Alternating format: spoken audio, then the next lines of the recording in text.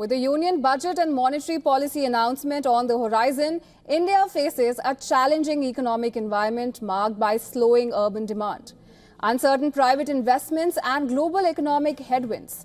The upcoming budget must prioritize taxpayers by rationalizing their burden while steering growth and managing inflation effectively.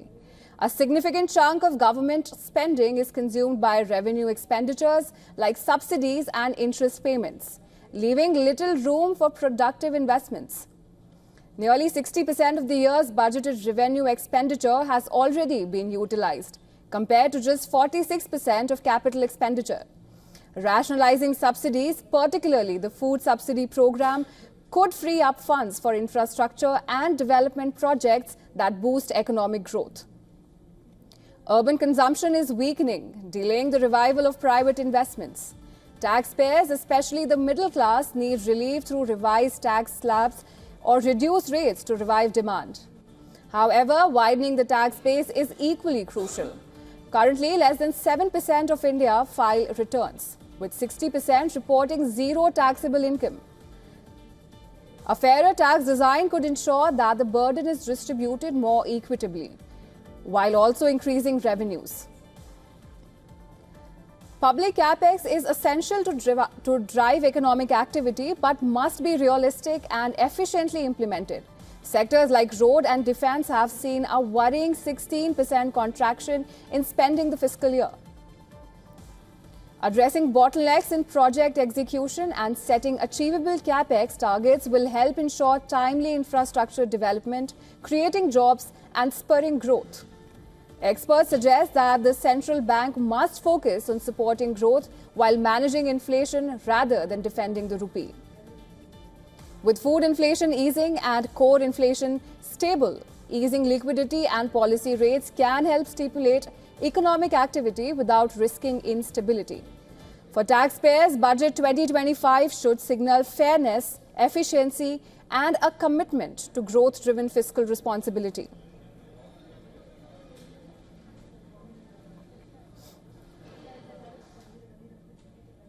For more on this, we are being joined by Kunal Sarogi. He is a market expert joining us from New Delhi.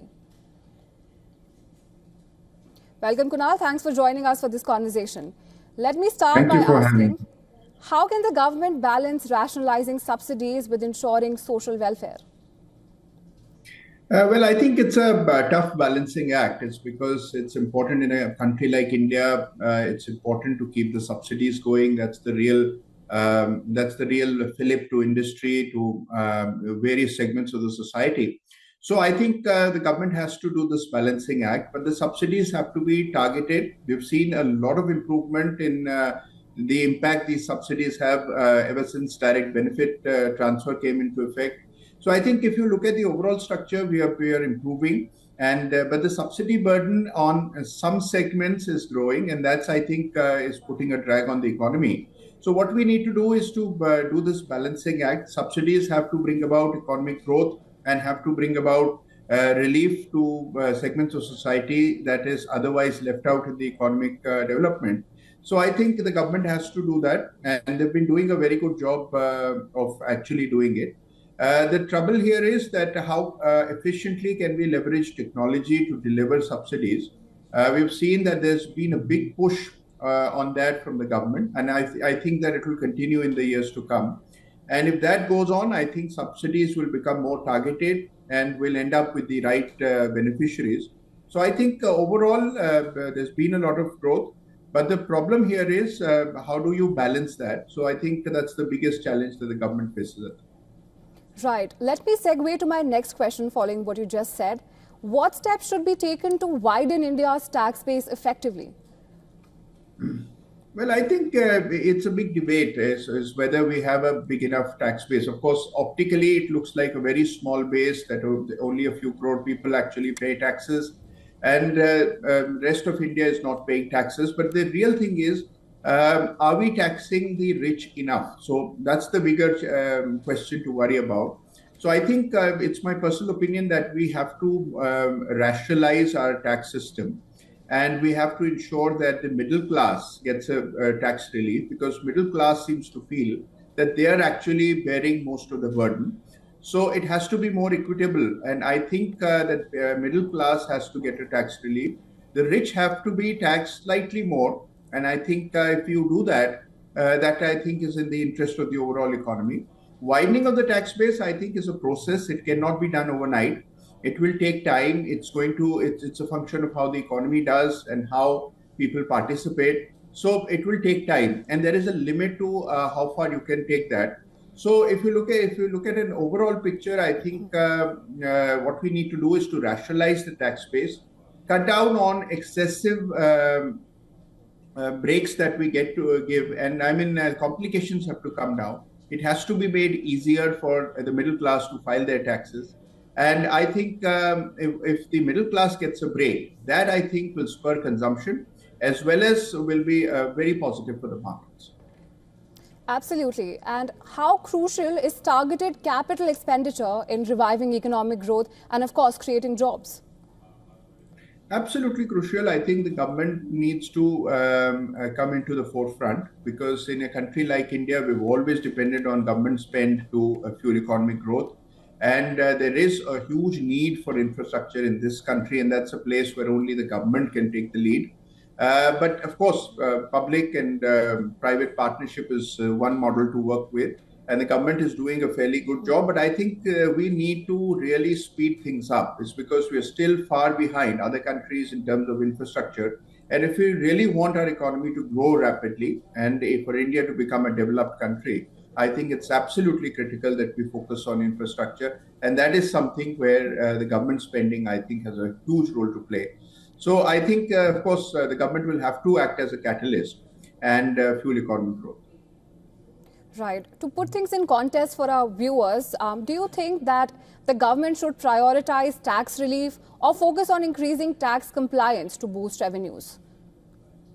I think both should go hand in hand. I think compliance is improved dramatically in the last few years. We've seen huge new changes happen. And I think because of technology, because of everything being online, because of GST, it's becoming very, very difficult to remain non-compliant. So we've seen the segments of society, of the economy that were typically outside of the tax net have actually come into the tax net and are now contributing to the tax. But the trouble here is that along with the compliance, there should be some relief, because the sense is that people are paying very big taxes, but they're not getting enough support from the government. So we've seen a lot of HNIs and super HNIs migrate outside of India to other tax havens like Dubai and so on. So I think that has to stop, and tax structure has to be rationalized, and tax compliance has to be made softer and easier, and more technology oriented, so that it's easier for a person to file taxes. And at the same time, tax breaks is something that the market is clamoring for. Right, and that leads me to my last question.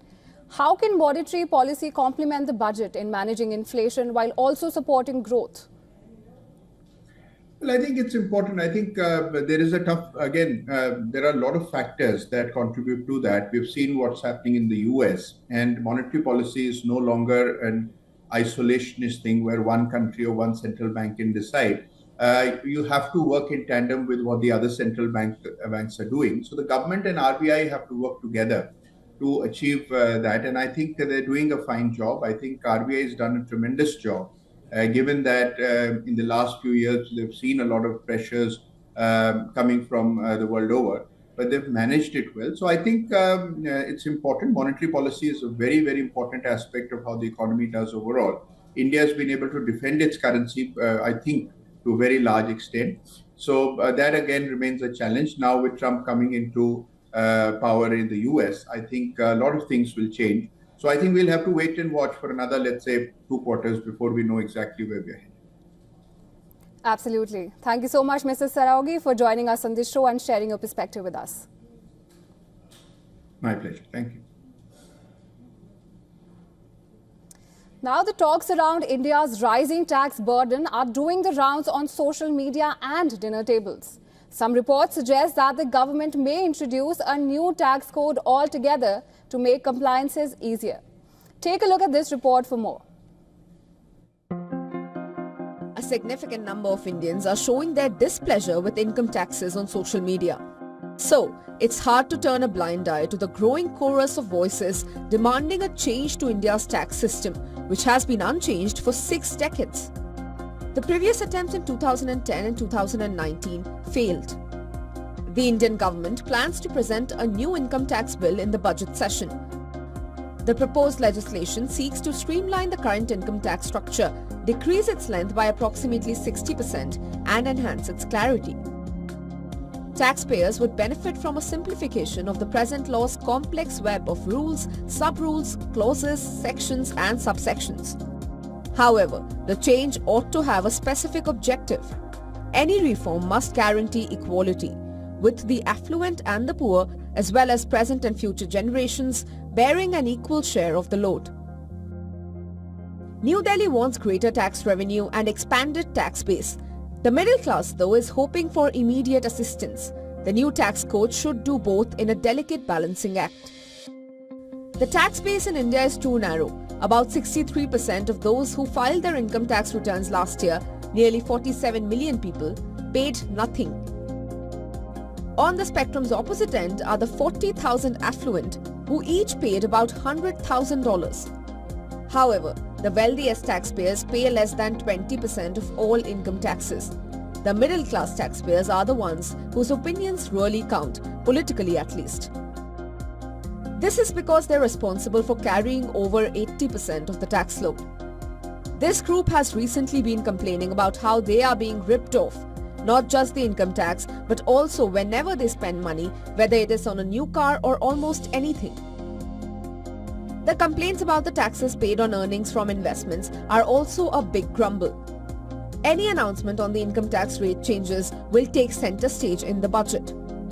Raising the threshold for exemptions and lowering the burden under the old and new tax systems is a hotly contested topic. Inflation is a major problem. Will Sitharaman give any positive news for ordinary taxpayers? The anxiety and speculation keeps growing about what is ultimately going to come out of the budget. Business Bureau, WION, World is One.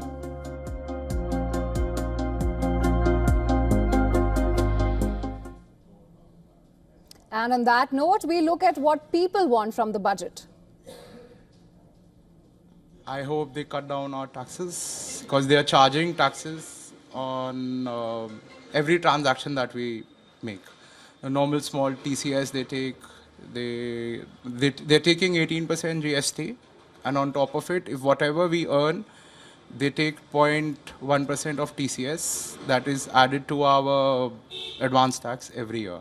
So we need to cut down on that as well, so that our discounts go to us only, do not go to the government. I do think the government should reduce the tax below around 15 lakh per annum or even 20 lakh per annum, because that is a vast majority of Indians. I think 20 lakhs per annum would represent even like 99.5% of the Indian population. So what I expect are mostly three things. One, naturally, an easier tax system, because the current tax system is a little difficult for the common man to consume. More importantly, the market sentiment hasn't been very great. The second thing that I would probably expect is some incentivization in the fintech space, which would rather make, financial investments easy, as well as, making use of technology to make financial investments and develop oneself. Third, and most importantly, what I would, probably expect out of this budget is certain amount of easing or restructuring in the, Indian startup ecosystem to aid investment as well as early stage and venture capitals.